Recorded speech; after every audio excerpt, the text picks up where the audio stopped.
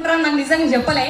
But anyways మీ అందరికీ స్వయం కృషి అనే ఒక ఫౌండేషన్ స్థాపించి దానికి ఇంత అద్భుతమైన కార్యక్రమాన్ని పెట్టడం, ఈ కార్యక్రమానికి మమ్మల్ని ఇన్వైట్ చేయడం, మా ఆట పాట మాటతోటి వీళ్ళు ఏడ గెలిచిర్రంటే పల్లె పల్లె జానపదాల పాటల గానలహరి అని పెట్టి చూడరి, అక్కడనే చాలా మంది మనసులు దోచేసుకుర్రు.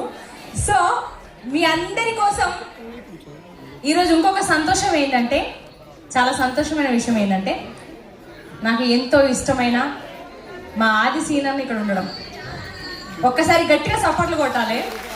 చాలా మంచి వ్యక్తి,